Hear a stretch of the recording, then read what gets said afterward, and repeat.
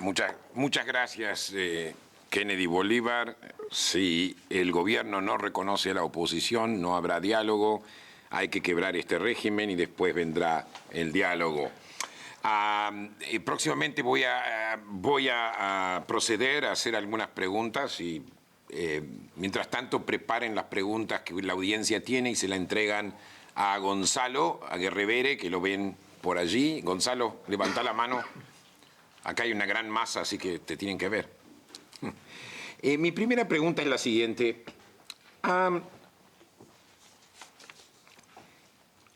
Hay un consenso de duda aquí con respecto a si existe la posibilidad de un diálogo o si hay un diálogo, a dónde va a terminar este diálogo. Y es interesante que el doctor Vidal, y esto fue confirmado también por Sánchez Berzaín, Carlos Sánchez Berzaín, dijeron que en un gobierno totalitario no existe posibilidad de diálogo. Pero por otro lado, en el pasado hemos visto, por ejemplo, diálogos con otro tipo de gobiernos que son más bien post-totalitarios. Por ejemplo, Hungría, por ejemplo, Polonia. Y de alguna forma, Enrique Patterson habló de que puede llegar a haber una posibilidad de llegar a algo debido a que en este momento la oposición tiene cartas. Por ejemplo, las protestas callejeras, ciertas brechas que se abrieron en el cinturón internacional que apoyaban a Chávez, la crítica que vemos ahora por parte de Brasil, de alguna forma la involucración de UNASUR, si bien no es necesariamente en apoyo a la oposición. ¿Es realmente, y esta es una pregunta, ¿es realmente un gobierno totalitario, déspota, intransigente? ¿O debido a la debilidad que tú también, Rafael, mencionaste, hay cierta debilidad económica de este gobierno en este momento es un gobierno post-totalitario y existe ciertas posibilidades de negociación, como lo hubo en su momento, un cuarto de siglo atrás, con los gobiernos de Hungría y de Polonia? Carlos, me gustaría que tú seas el primero en contestar esto.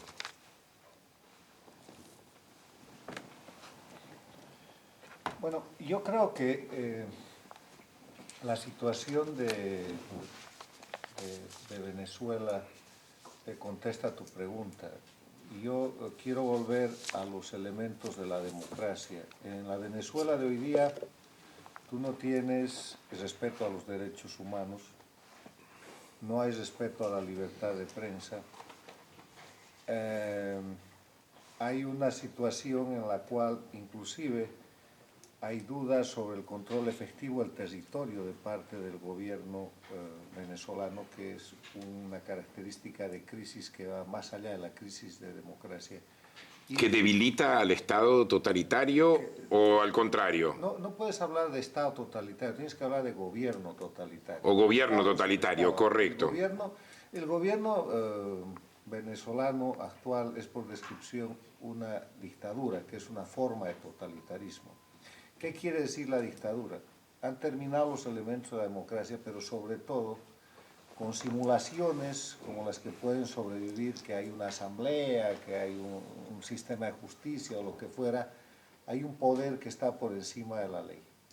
No hay Estado de Derecho. Ahí hay un señor Maduro, que es el títere de un poder mayor, que dice lo que hay que hacer. Y eso se hace. Tú has visto a Maduro en la televisión diciendo a ese negocio me lo cierran, a esos empresarios tales me los meten presos, a esa juez la encierran, y eso sucede. Entonces, ¿de qué estás hablando? Eso es una dictadura instalada, operando, funcionando con una gran influencia internacional.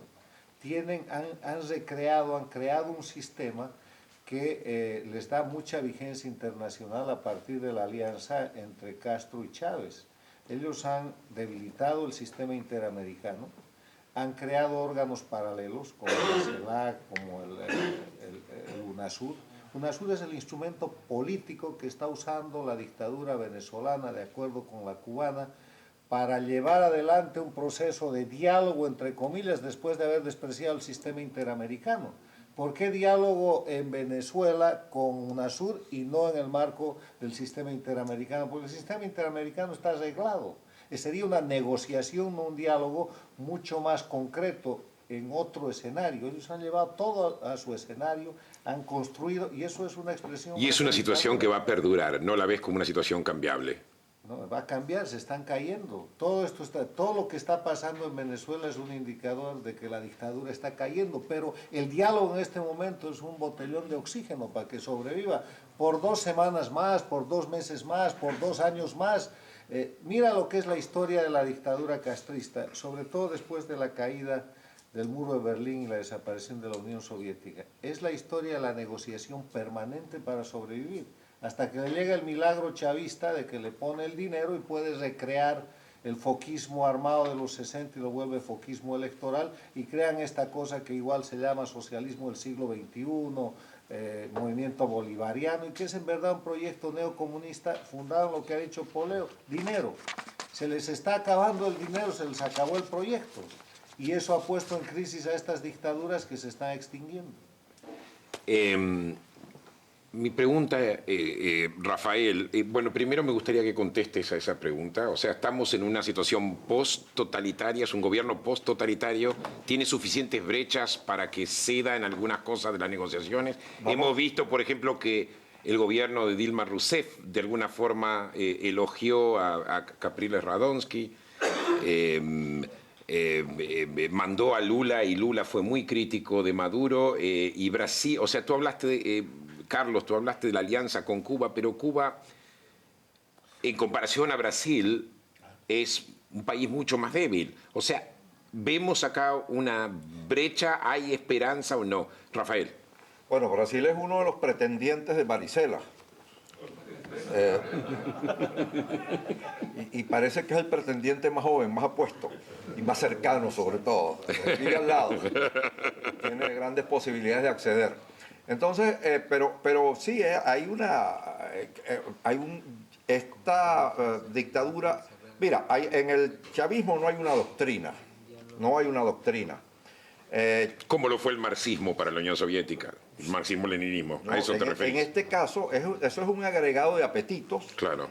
El recién fallecido Otaiza era un inteligente y aprovechado estudiante de ciencias políticas en la Universidad Simón Bolívar, que formaba parte de un grupo espartano que se levantaban de madrugada a correr por Sartenejas, unas montañas donde está la Universidad Simón Bolívar, desnudos para templar el espíritu y el cuerpo. Eran una gente así mesiánica, ¿no? Que se sentía destinada a cambiar la historia. Y esos grupos se fueron agregando. Hay un pequeño grupo marxista que viene después. El grupo original era un grupo más bien nacerista, de militares naceristas, de jóvenes oficiales que creían que la misma cosa, el mismo destino mesiánico. Y eso se fue agregando. Lo del marxismo fue después, tanto que yo estoy exiliado con orden de aprehensión de un tribunal porque le dije al presidente, que era mi amigo, por cierto, en televisión, le dije, Hugo, no sé si le dije ahí lo que ya le había dicho en privado, en conversaciones privadas que teníamos. Hugo, tú eres fascista sin saberlo, porque Hugo Chávez no era socialista, Hugo Chávez es un típico fascista. Entonces, todo eso que tú me estás diciendo, eso es lo que es el fascismo. Bueno, los otros eran naceristas, los Arias Cárdenas, Urdaneta Hernández, los otros que juraron en el Samán de Güeres. Eso fue un agregado de gente imprudentemente excluida por una democracia que se fue cerrando sobre sí misma y que yo la vi cerrarse, ¿no? Porque además yo estaba con esa democracia, yo me tuteaba con sus figuras más importantes. Y lo que le pasa a los regímenes cuando ya se sienten muy poderosos pierden el sentido de la realidad y creyeron que ellos podían manejar las cosas, no importaba a la gente. Pero no es un régimen con una ideología totalitaria ni nada. Aristóbulo Istúriz, mi gran amigo por mucho tiempo, no es más que un socialdemócrata extraviado, pero que tuvo que radicalizar sus posiciones para sobrevivir, que en medio de la situación esa se le desataron los apetitos de riqueza, que soñaba de una manera obsesiva con tener un yate muy grande. Él quería tener un yate muy grande, aunque no tuviera nada más en la vida. Y compró aquí un yate de $1.200.000, que supone un mantenimiento de unos $100.000 anuales. Yo veo a Aristóbulo, profesor de geografía, ¿y a ti qué te pasó? Entonces, estas cosas son las que conforman el régimen actual venezolano. Ellos no tienen ninguna integración, no tienen ninguna coherencia. Había antes la autoridad, el ELAN de Chávez, que ya Maduro no lo tiene. Maduro no manda nada.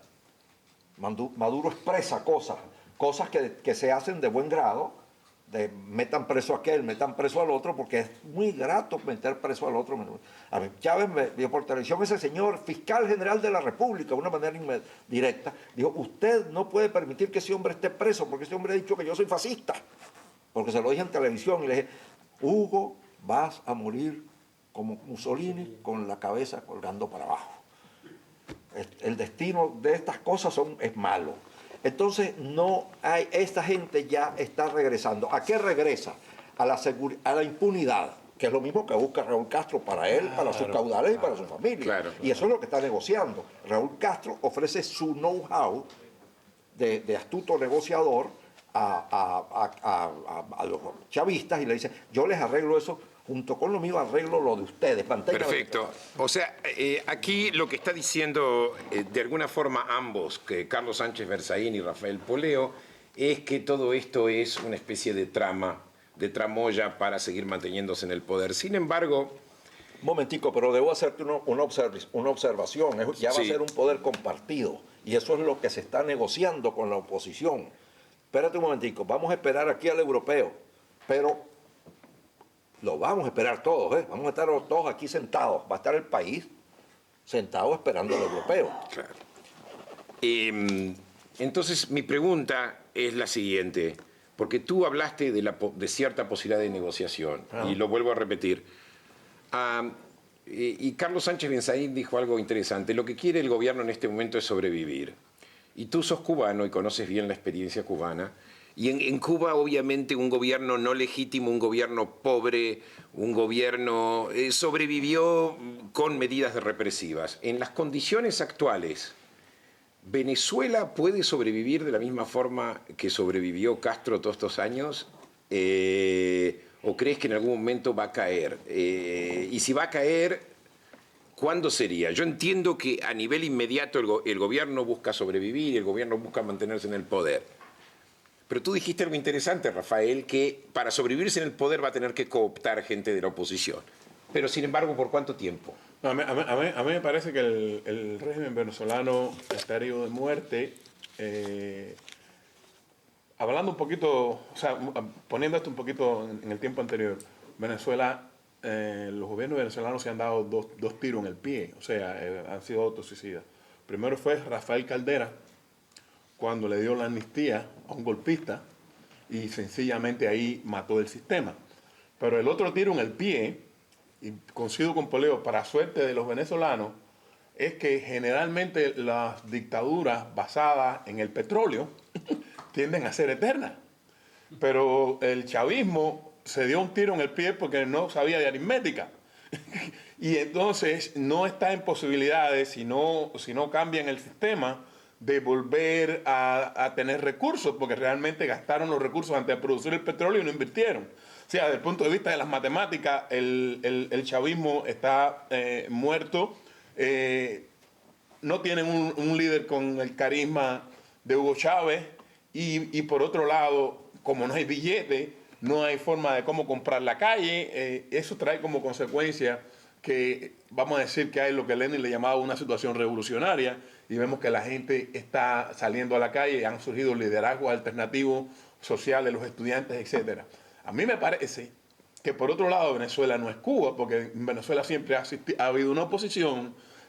O sea, Fidel Castro llegó con un ejército y licenció el otro ejército. En el caso de Venezuela solamente pueden comprar a los oficiales o a los generales, pero hay un ejército constitucional ahí que por muy removido que esté, todavía es una institución. Hay prensa amordazada, pero todavía hay prensa por las nuevas tecnologías, y hay una sociedad civil que ya no se cree el cuento y está haciéndole presión al régimen. Entonces, todas esas presiones a mí me parece que no creo que haya sostenibilidad del modelo. Cuba no tiene poder para sostener a Venezuela. Cuba tiene sencillamente know-how. ¿Cómo reprime? ¿Cómo hace esto? Pero es que el modelo de represión de Cuba no se puede aplicar completamente en Venezuela porque es una sociedad más abierta. Y Cuba también es un régimen que se está desintegrando. Lo único que está haciendo Cuba es tratando de ganar tiempo a ver cómo puede obtener financiamiento, porque si entrega a Venezuela de momento se queda en el aire. O sea, la traición va a ser a Venezuela. O sea, el régimen cubano va a traicionar a Maduro. Eventualmente lo que tú estás diciendo... Eventualmente lo va a traicionar. Eventualmente tú estás diciendo Venezuela y Cuba caerán. Eventualmente Y si Venezuela cae Cuba inmediatamente. Cuba. Y Cuba lo sabe y entonces está negociando. Perfecto. A ver cómo sobrevive. Bueno,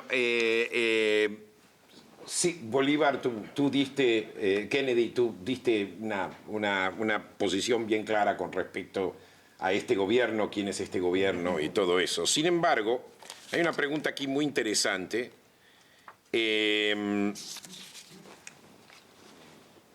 La Mesa de Unidad Democrática ha cumplido un rol parecido al que cumplió la oposición, diría yo, en Hungría o en Polonia, de alguna forma, en épocas más tardías del comunismo, ¿no?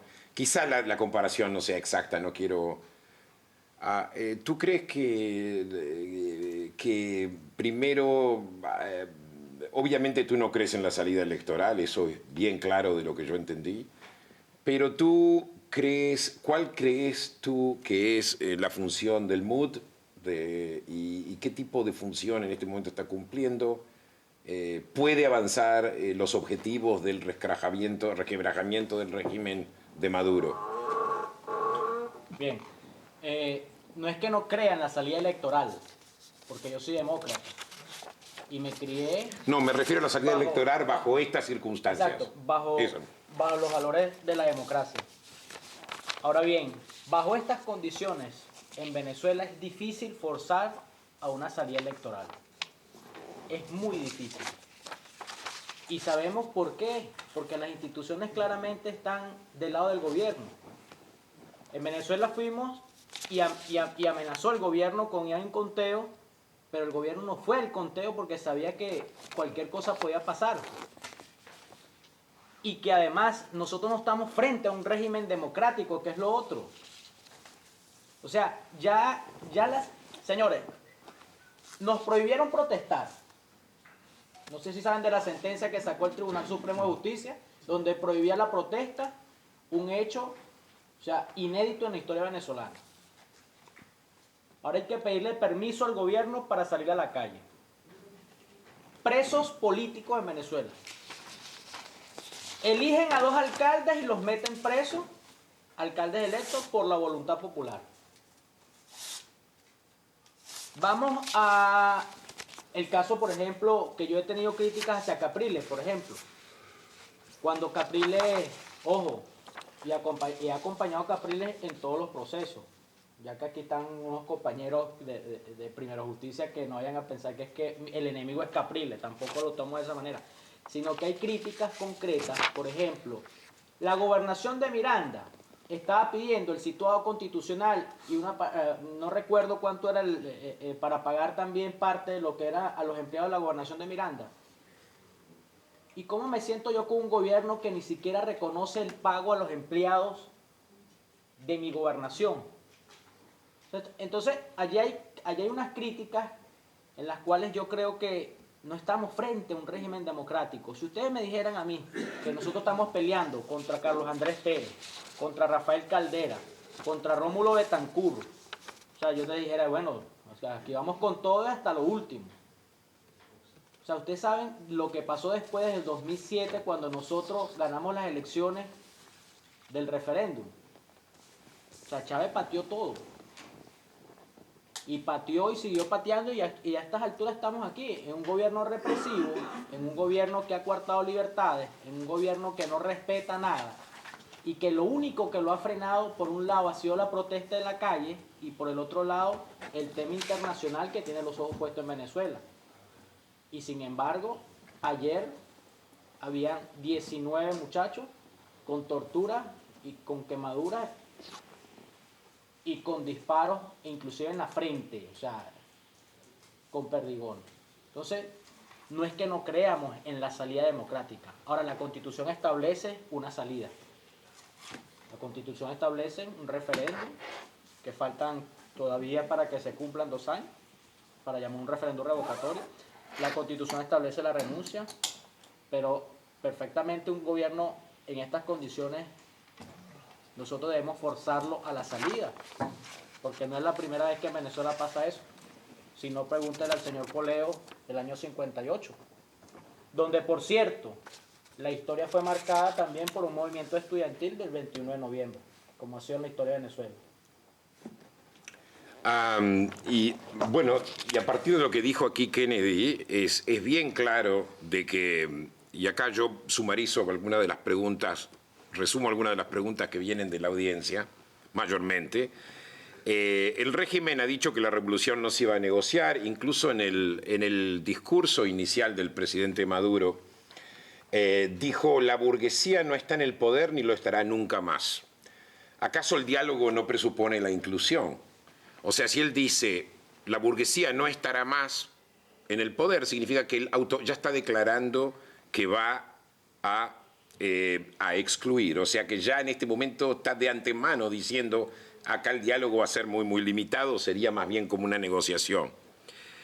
Pero por otro lado, hemos escuchado de los panelistas, ¿qué en el sentido más práctico, y tú que eres periodista y sigues las cosas día a día, Rafael, ¿cuáles son las circunstancias bajo la cual se produce ese desequilibrio de poder y la oposición empieza a tomar las riendas de la situación?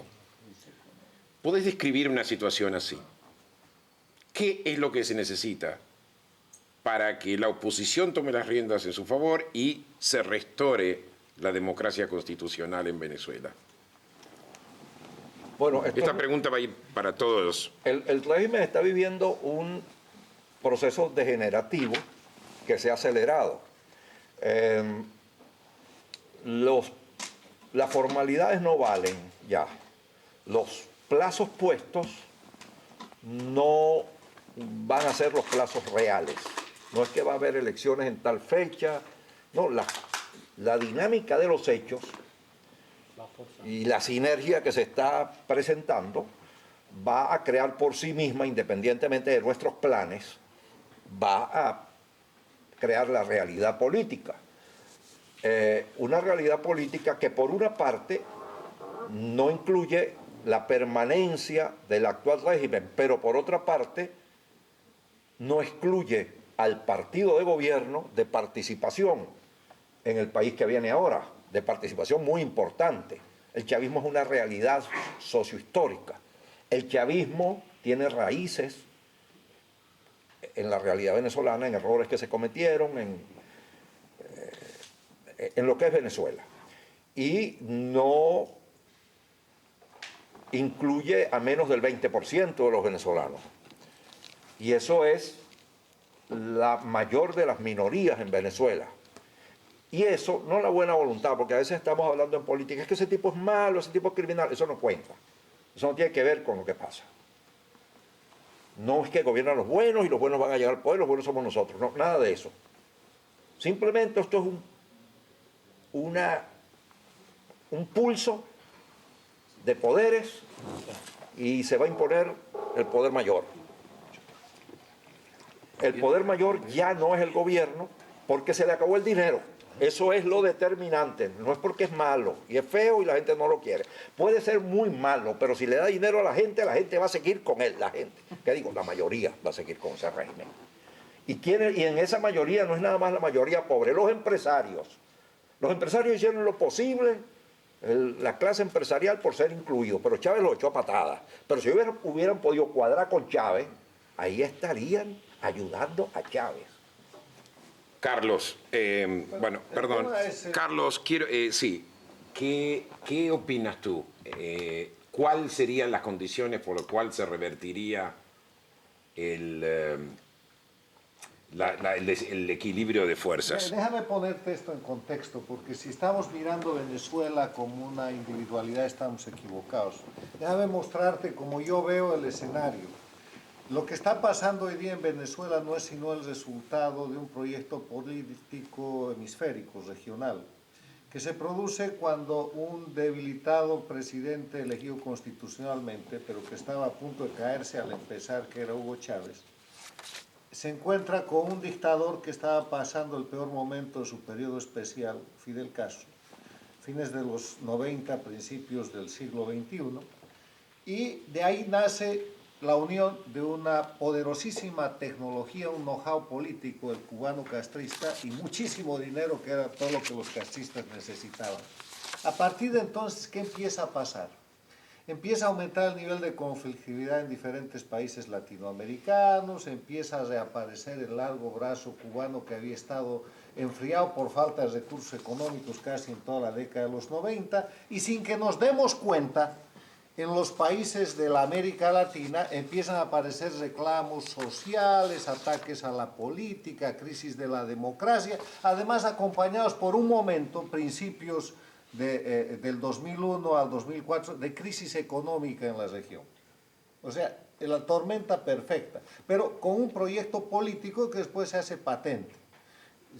Proyecto bolivariano, socialismo del siglo XXI, Alba, lo que quieras. Un proyecto de recreación neocomunista de la ideología del know-how cubano con la plata de Chávez. Y yo estoy de acuerdo con Poleo cuando dice, si tú quieres definir a Chávez en una palabra, sus 14 años de gobierno y toda su gestión política, se llama dinero. Dinero mafiosamente manejado, además, con el mejor aliado que podía encontrar para ese manejo, Castro. Un artista en el manejo de la política inescrupulosa, donde la acción política unida al manejo de la inteligencia política se ha pasado durante 55 años por la nariz, por no hablar de otra parte más indigna, la mayor potencia del mundo que es Estados Unidos. Entonces, en ese escenario se desarrolla un proyecto político que estamos viendo ahora en una etapa de agotamiento. Un proyecto político que tiene... ¿Cómo se revierte la situación, Carlos? No, la situación se está revirtiendo.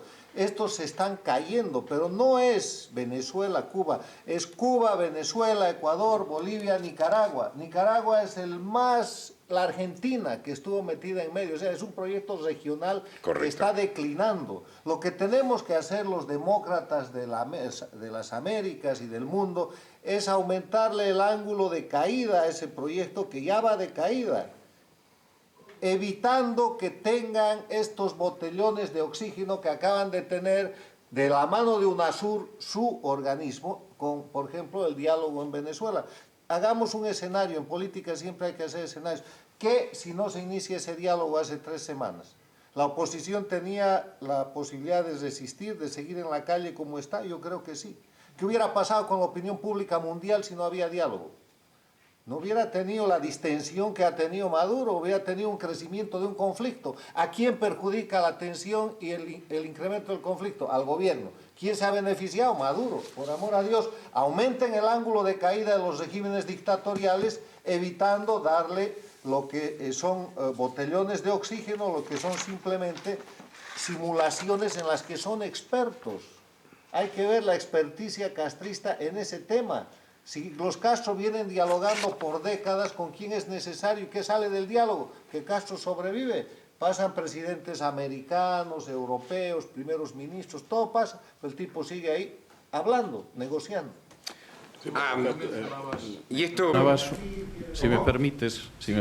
A dejar para que tú resumas todo. No quería resumir, pero si me permites brevemente, porque sí, quisiera introducir otra vez un aspecto que tú mencionabas antes y que me hubiera gustado comentar, y era el diálogo ese post-totalitario. Es decir, en estos momentos es imposible, tú citabas el discurso presidencial de toma de posesión de Maduro, ese diálogo, porque como muy bien decía Carlos, vamos a ver la repetición de lo que ha sido el diálogo de Fidel Castro y luego de Raúl Castro con otros sistemas. Ahora, ¿se puede llegar a una situación posterior a esa en la que efectivamente haya posibilidad de pensar que el régimen va a acabar, sí, pero con ciertas condiciones. Primero, que siga produciéndose un deterioro económico. Es decir, en estos momentos Venezuela no tiene dinero para pagar las importaciones. Si esa situación se mantiene a lo largo de este año, evidentemente parte, no voy a decir toda, pero una parte de la base social, que yo coincido que es una base social importante, la que tiene el chavismo en Venezuela, se va a erosionar y el régimen va a estar en una situación difícil. Si se producen las siguientes circunstancias, es decir, en un momento determinado, o el chavismo para intentar sobrevivir, o el ejército para evitar una situación de mayor desorden, consigue desalojar a Maduro. Una. Dos, la presión internacional existe. La presión internacional hasta ahora ha sido simbólica, pero temiendo un foco de inestabilidad internacional, esa presión se intensifica. Y tercero, continúa de manera increciendo la oposición en la calle. Sí se puede producir una situación en la cual van a tener que pactar la salida de esa situación. Eso puede ser, o bien, si efectivamente el ejército y las masas hubieran tenido una fuerza tan grande, puede ser la desintegración del chavismo, o puede ser, como pasó en Polonia y en Hungría, el hecho de que el chavismo sobrevive como un partido más dentro de un régimen que vuelve a ser democrático. Es decir, cualquiera de esas hipótesis, en principio, son hipótesis plausibles que se pueden producir. Y una de las claves, efectivamente, está en esa conjunción. La economía que sigue cayendo, las manifestaciones en la calle que se siguen incrementando, una presión internacional que ahora mismo no existe y, sobre todo, que el ejército no está controlado, de manera total, por lo menos, por lo que es el chavismo. A mí eso me parece tremendo. Y una última cuestión. Yo coincido con que, efectivamente, como muy bien decía uno de los panelistas, aunque Hugo Chávez no lo supiera, fundamentalmente la forma en que ha ido desventrando el sistema democrático, en que se ha impuesto y todo, a lo que se parece es al fascismo, pero al de Mussolini. Yo a veces he llamado irónicamente a Chávez Ugolini, pero aquello no es Cuba. Y eso tiene enormes ventajas. Es decir, ni tiene la solidez ideológica, por decirlo de alguna manera, de Cuba, ni tiene la posibilidad de aislamiento territorial que tiene Cuba. Venezuela tiene mucha frontera, no es una isla, no está perdida y, sobre todo, además, y esto me parece bastante claro, es mucho más impermeable. Es decir, se puede tener periodistas, se puede torturar a la gente, pero existen una serie de pequeños elementos que son implanteables. En Cuba estas manifestaciones serían impensables. En Venezuela, si van increciendo con los otros elementos, pueden significar el final de la situación. Excelente, excelente. Es aparte muy interesante. No terminó todavía. Una pregunta que yo, o sea, todas las preguntas que a mí me han llegado de la audiencia, de alguna forma las he incluido. Si alguien se siente excluido, por favor, no lo tomen personalmente. Trato de incluirla, no exactamente con las mismas palabras que los que preguntan lo hacen. Pero ahora yo tengo una pregunta, y esto viene de algo que Carlos acaba de mencionar. Es el hecho de que el chavismo tiene como un cinturón ideológico que lo apoya, y en ese sentido, César, es algo que ni el castrismo-guevarismo logró, el tener varios gobiernos que siguieron el modelo. O sea, Cuba en algún momento estuvo Salvador Allende en el poder por poco tiempo, después estuvieron los sandinistas en el poder también, después bajo presión norteamericana tuvieron que ceder a la democracia. Pero básicamente el chavismo ha logrado tener adherentes. No solamente los principales 4 países del ALBA, sino también hay países que no son parte de eso, como Argentina, que no llega a ser un régimen chavista, pero el gobierno claramente tiene simpatía, identificación con Chávez, incluso tiene un valor simbólico muy importante. La lucha por la democracia en Venezuela, ¿en qué sentido es también una lucha que tiene que ser llevada a nivel continental? O sea, no es solamente un problema de los venezolanos o un problema de los cubanos en este momento. No, yo pienso que eso es sí, la pregunta empieza contigo y después me gustaría escuchar a Kennedy. ¿Y qué se puede hacer en forma concreta para o sea, si digamos, se puede luchar por la democracia, digamos, fuera de Venezuela? ¿Qué se puede hacer, por ejemplo, en la Argentina? ¿Qué se puede hacer en otros países? ¿Qué se puede hacer incluso en ciertos países del ALBA? En primer lugar, el problema es continental y estoy de acuerdo con el doctor Berzaín cuando habla de eso. El problema es que la diferencia entre el régimen cubano y el régimen chavista fue que el régimen cubano pudo en algún momento articular determinadas facciones ideológicas y guerrillas o partidos que realmente ideológicamente estaban muy vinculados. Y claro, el gobierno cubano los mantenía, de alguna forma los ayudaba económicamente o los ayudaba a robarse el dinero y a aceptar los bancos. Había alguna ayuda.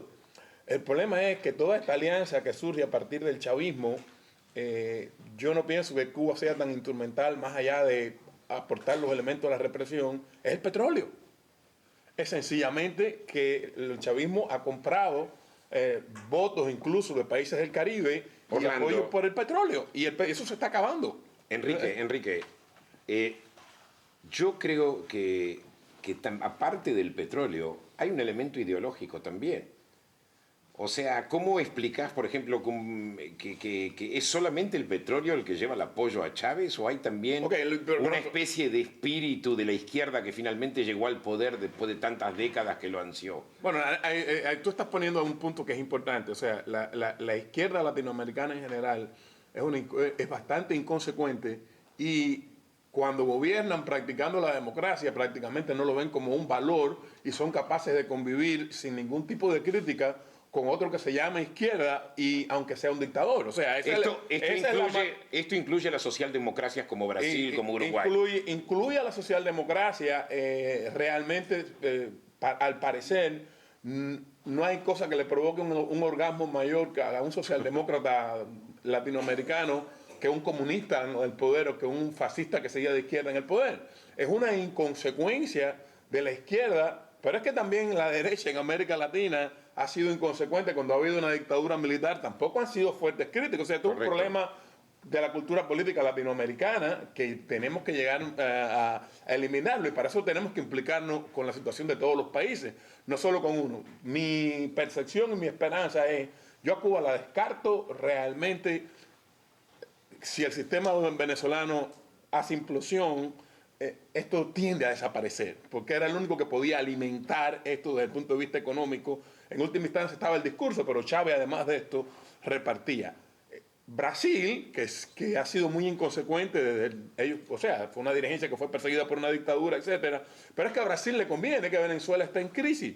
Brasil exporta alimentos y el mercado venezolano cae en sus manos cuando Venezuela prácticamente no puede producir, y todos sabemos cómo se comporta Brasil en América del Sur, es el imperio de allá abajo. Entonces, lo de los brasileños es cálculos políticos, también están tratando de agarrar Cuba para tener entrada a los Estados Unidos. Entonces, es un problema también de geopolítica. Pero si Venezuela cae, el sistema, quiero decir, cae, vamos a ver cómo el socialismo del siglo XXI desaparece, porque Venezuela lo alimenta con petróleo. Y todas estas alianzas en la OEA es por el petróleo. Incluso, digamos, todas las identificaciones ideológicas caerían también. Caerían también. Perfecto. Caerían también. Porque, por ejemplo, Chile mantiene una posición más... Bueno, pero sí, pero Kennedy, te voy a hacer la misma pregunta para que tú contestes a la misma pregunta y después le voy a dar la palabra al doctor Vidal para que redondee y resuma esto en 2 minutos. Sí, yo sí estoy de acuerdo que es un problema geopolítico, de eso no hay lugar a duda. Lo que también tenemos que tener claro es que si efectivamente hay una crisis económica, como en efecto la hay, yo creo que el tema de los países, la geopolítica con respecto al gobierno venezolano, es que lo que dijo Toledo en una oportunidad, por América Toledo, Latina, el expresidente peruano. El expresidente peruano. Dijo, lo que pasa es que Chávez camina por América Latina con una chequera. Y eso es verdad. O sea, todos están de Yo acuerdo creo aquí es un tema económico. que es todo dinero. Claro, O es sea, un tema económico, es un tema de un país Dinero petrolero. más saber hacer política. Bueno, acá todos, o sea, todos tienen una concepción materialista. César, Ojo, quiero agregar algo. sí, Solamente. muy breve. Sí. Entonces, esto es un problema económico, evidentemente que sí. La chequera petrolera del gobierno venezolano, pero nosotros nos hemos olvidado de un punto de vista muy particular. El único gobierno que paga el petróleo cuando llegan esos buques aquí a las costas, de Alabama, si mal no recuerdo, es el gobierno de Estados Unidos, para que sepan. Es el único que a nosotros nos paga, no con electrodomésticos, ni misiones de ningún tipo. Y esto es algo bueno para un próximo programa que vamos a tener. César, tú escuchaste el panel. Me gustaría que nos des tu visión. Bueno, yo ¿Alguien creo... te cambió las ideas, que las tienes muy consolidadas? No. Yo creo que, en fin, los puntos de vista han quedado totalmente expresados de una manera muy elocuente. Yo solo me permitiría añadir una cosa, nada más, y está tomada por eso de la visión materialista. Yo coincido totalmente en que el peso del petróleo venezolano ha sido esencial para esta situación y que el deterioro de la economía posiblemente puede ser esencial para la caída de un gobierno chavista. Pero al mismo tiempo creo que aquí hay otro elemento que es muy importante y que no se puede pasar por alto, y es la batalla ideológica. Es decir, en buena medida el hecho de que el chavismo tenga una repercusión en Bolivia, en Ecuador, en Argentina, etcétera, etcétera, es porque recoge, por una parte, los restos del naufragio de la izquierda clásica y los junta con otros elementos más o menos fascistas, porque el peronismo suponemos que, salvo cierta ala, no se puede ubicar históricamente en la izquierda, que son antinorteamericanos, que son contrarios a la libertad, que son proautoritarios, etcétera, etcétera, con todos los matices que se quiere hacer en cada caso. Ese elemento ideológico, evidentemente el petróleo lo impulsa enormemente, como en su día al comunismo lo podía impulsar el oro de Moscú. Pero hay que oponerle, aparte de toda la táctica política a la que hacíamos referencia antes, también la batalla ideológica. Y la batalla ideológica es la batalla de la libertad. Y en muchísimas ocasiones el enfrentamiento con estas ideologías totalitarias está resaltando más el elemento negativo del totalitarismo que el elemento positivo de la libertad, que no solamente es la libertad formal de expresión, de prensa, de representación, sino que es la llave para la prosperidad de las naciones que asumen la bandera de la libertad. Yo creo que el asumir, el levantar, el enarbolar la bandera de la libertad en estos momentos es tan importante como la táctica política, porque forma parte de lo que es esa lucha ideológica. Bueno, con esto concluye el panel. Yo quiero saludar a todos y felicitaciones a todos los panelistas. Excelente. Y por último, llamo a Marta Menor, que va a dar algunas, va a culminar este programa de hoy. Marta.